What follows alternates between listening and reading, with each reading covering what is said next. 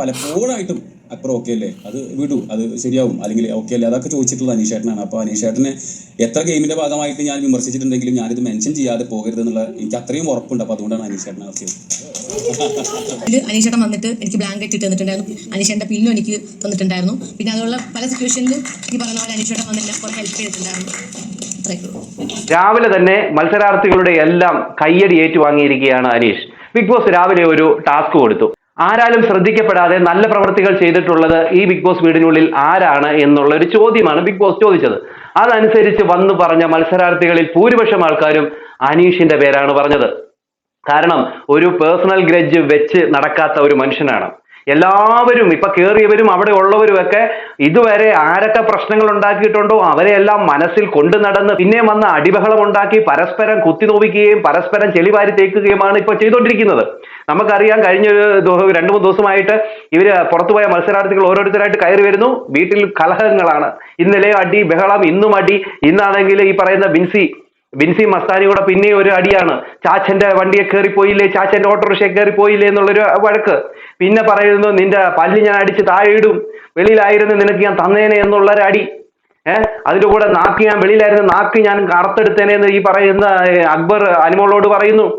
ഇങ്ങനെ തുടങ്ങി പല കാര്യങ്ങളാണ് അവിടെ നടക്കുന്നത്. അനുമോൾ പറയുന്നു എനിക്ക് ഇവിടെ ഉള്ളവരെ ഒന്നും അങ്ങോട്ട് ഉൾക്കൊള്ളാൻ പറ്റുന്നില്ല, എനിക്ക് ഇഷ്ടമൊന്നുമില്ല, എനിക്ക് 5 പേരെങ്ങാണ്ടേ ഉള്ളൂ ഇഷ്ടമുള്ളത്, അത് ഞാൻ കൊണ്ടു നടക്കുമോ എന്ന് എനിക്കറിയില്ല എന്ന രീതിയിലൊക്കെ ഈ പറയുന്ന അനുമോളും പറയുന്നുണ്ട്.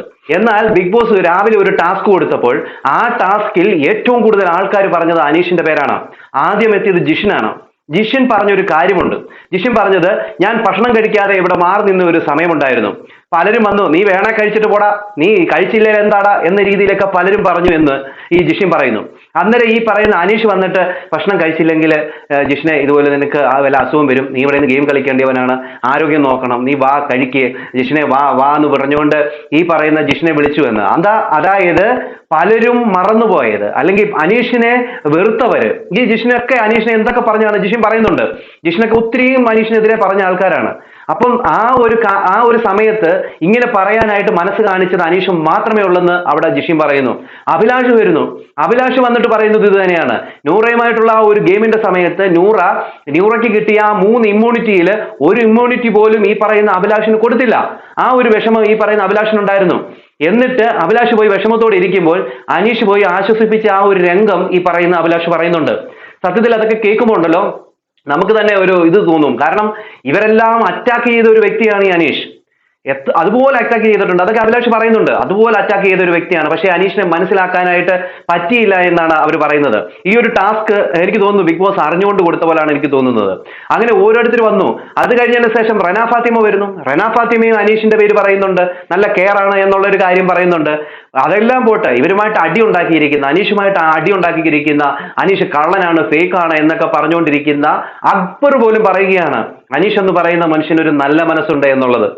അതായത് ആ വീട്ടിൽ ഇപ്പൊ തിരിച്ച് കയറിയവരോടാകട്ടെ അവിടെ ഉള്ള മത്സരാർത്ഥികളോടാകട്ടെ ഒരു പേഴ്സണൽ ഗ്രഡ്ജും വെച്ച് പുലർത്താത്ത ഒരാളാണ് അനീഷ്.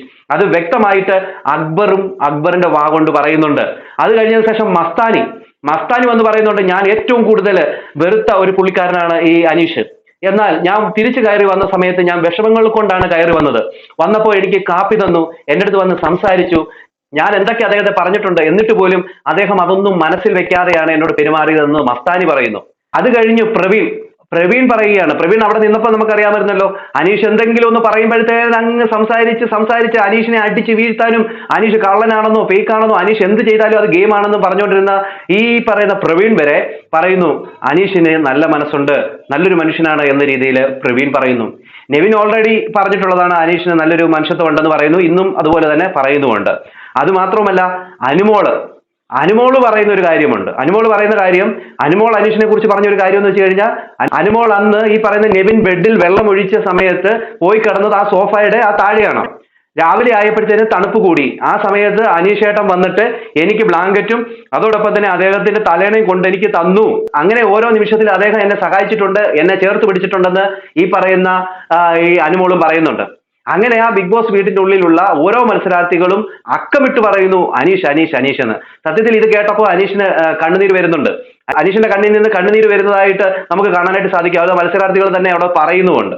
അങ്ങനെ നല്ലൊരു മനുഷ്യത്വമുള്ള ഒരു മനുഷ്യനാണ് എന്ന് അവർ തന്നെ പറഞ്ഞു. ഈ അനീഷ് പന്നനാണ്, അനീഷ് ഫേക്കാണ്, അനീഷ് അങ്ങനെയാണ് ഇങ്ങനെയാണ് എന്നൊക്കെ പറഞ്ഞവരെ കൊണ്ട് തിരുത്തി പറയിപ്പിക്കുകയും അദ്ദേഹം നല്ലൊരു മനുഷ്യത്വത്തിന് ഉടമയാണെന്ന് അവർ തന്നെ അത് മുദ്രയിട്ട് വെക്കുകയും ചെയ്തു. അനീഷിന്റെ പേര് പറയുമ്പോഴത്തേന് എല്ലാവരും കൈയടിക്കുന്നുണ്ട്. കാരണം അത്രമാത്രം അനീഷ് എന്ന് പറയുന്ന ഒരു മനുഷ്യനെ അവർ ഇഷ്ടപ്പെട്ടു. അനീഷ് എന്ന് പറയുന്ന ഒരു മനുഷ്യൻ ആർക്കും എന്താ പറയാ ഒരു വേർതിരിവ് കാണിച്ചിട്ടില്ല എന്നും എല്ലാവരെയും ഒരുപോലെയാണ് നിർത്തിയിരിക്കുന്നത് എന്നുള്ളതും അവർ മനസ്സിലാക്കി. അതുകൊണ്ട് തന്നെ എന്തെങ്കിലും ഒരു സാധനം അവിടെ വന്നു കഴിഞ്ഞാൽ പോലും അനീഷ് ഷെയർ ചെയ്യട്ടെ എന്നാണ് പറയുന്നത്. അക്ബർ പോലും പറയും, എല്ലാ മത്സരാർത്ഥിയും പറയും, ജിസേലൊക്കെ പറയും അനീഷ് ചേട്ടൻ പറഞ്ഞാൽ മതി, അനീഷ് ചേട്ടനെ കൊടുക്കും, അനീഷ് ചേട്ടൻ അത് ഷെയർ ചെയ്യും. അതായത് കൃത്യമായിട്ട് എല്ലാവർക്കും കൊടുക്കുമെന്ന് ഈ പറയുന്ന അനീഷ് അത് ചെയ്യുമെന്നും ജിസേൽ അടക്കമുള്ള എല്ലാവർക്കും അറിയാമായിരുന്നു. പിന്നെ വേറൊരു കാര്യം എന്ന് പറഞ്ഞു കഴിഞ്ഞാൽ അനീഷ് എന്തെങ്കിലും ഒരു സാധനം തിന്നാൻ എടുത്താൽ പോലും അതും ഈക്വൽ ആയിട്ട് ഷെയർ ചെയ്ത് എല്ലാവർക്കും കൊടുക്കും. അദ്ദേഹത്തിന്റെ നല്ല മനസ്സുകളൊന്നും കാണാത്ത പലരും ഉണ്ടാകാം. പക്ഷെ ഇന്ന് മോർണിംഗ് ആക്ടിവിറ്റിയിലൂടെ അത് ഈ പറയുന്ന മത്സരാർത്ഥികൾ ഓരോരുത്തരും അവർ വന്ന് പറഞ്ഞപ്പോൾ പ്രേക്ഷകർ ഇത് കണ്ടിട്ടുണ്ടാകാം. അതുകൊണ്ടാണ് പറഞ്ഞത് അദ്ദേഹം ഒരു ഒറ്റയാനായിട്ട് അവിടെ നിന്നു. അത് പ്രേക്ഷകർ അദ്ദേഹത്തെ ഏറ്റെടുത്തു. ഈ പറയുന്ന അനുമോൾ എന്ന് പറയുന്ന വ്യക്തി നല്ലൊരു ഇത് തന്നെയാണ്. അവിടെ ഈ പറയുന്ന അനീഷിന്റെ കൂടെ ഉണ്ടായിരുന്ന കോമ്പയും കാര്യങ്ങളും ഒക്കെ നല്ലത് തന്നെയാണ്. പക്ഷെ അനുമോള് പലപ്പോഴായിട്ട് പല രീതിയിൽ അനുമോളുടെ ഭാഗത്ത് നിന്ന് തെറ്റുകൾ സംഭവിച്ചിട്ടുണ്ട്. അനീഷിന്റെ ഭാഗത്തു നിന്ന് തെറ്റുകൾ പറ്റിയിട്ടില്ല എന്നല്ല പറയുന്നത്. എങ്കിൽ പോലും ഒരാളെ ചേർത്ത് പിടിക്കാനോ ഒരാൾക്ക് എപ്പോഴാണ് സപ്പോർട്ട് വേണ്ടത് എന്ന സമയം നോക്കിക്കൊണ്ട് അവരെ ചേർത്ത് പിടിച്ച് അവർക്ക് സപ്പോർട്ട് കൊടുക്കാനായിട്ടോ ഇവരാരും അതിന് വന്നിട്ടില്ല. എന്തെങ്കിലും പ്രശ്നം ഉണ്ടാക്കുമ്പോൾ അതിന്റെ ഇടയിൽ വന്ന് വലിയ പ്രശ്നങ്ങൾ ഉണ്ടാക്കാനായിട്ടാണ് അവരെല്ലാം ശ്രമിച്ചുകൊണ്ടിരുന്നത്. ഇന്ന് രാവിലെ തന്നെ ഈ പറയുന്ന ഈ മസ്താനിയും ബിൻസിയും തമ്മിൽ വഴക്കുണ്ടാകുന്ന സമയത്തും അനീഷ് വന്ന് ബിൻസിയോട് പറയുന്നുണ്ട് വഴക്കുണ്ടാക്കണ്ടെന്ന്. ഉടനെ ഷാനവാസും അവരൊക്കെ പറയുകയാണ് ഉണ്ടാക്കട്ടെ എന്ന്, നീ നന്മവരം കാണിക്കേണ്ടെന്ന്. അതാണ് പറഞ്ഞത്.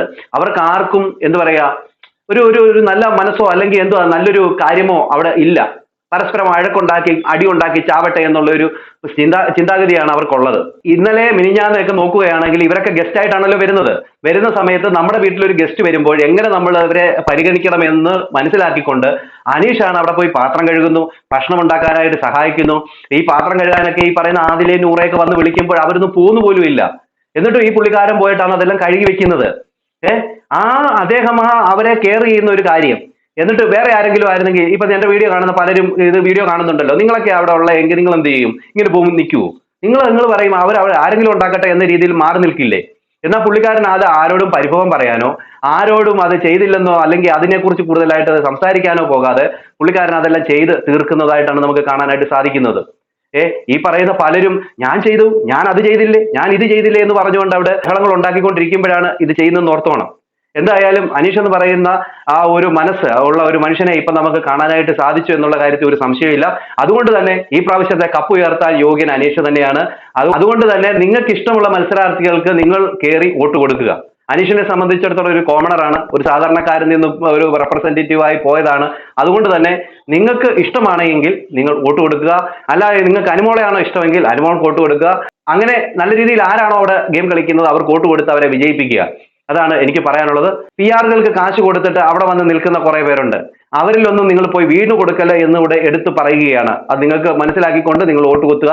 സാധാരണക്കാർക്ക് വോട്ട് കൊടുക്കാൻ സാധാരണക്കാർ മാത്രമേ ഉള്ളൂ. മറ്റവർക്കൊക്കെ കാശ് കൊടുത്ത് PR-കൾ കൊണ്ടുവന്ന് കുത്തി കൊടുക്കുന്നത് കൊണ്ട് തന്നെ അവരൊക്കെ വിജയിച്ചു പോകാനുള്ള ചാൻസുകളുണ്ട്. എന്താണ് നിങ്ങളുടെ അഭിപ്രായം? നിങ്ങളുടെ അഭിപ്രായ നിർദ്ദേശങ്ങളും മസ്റ്റ് കമന്റ് ചെയ്യുക. അടുത്തൊരു വീഡിയോ കാണുന്നതിലേക്ക് എല്ലാവർക്കും ബൈ.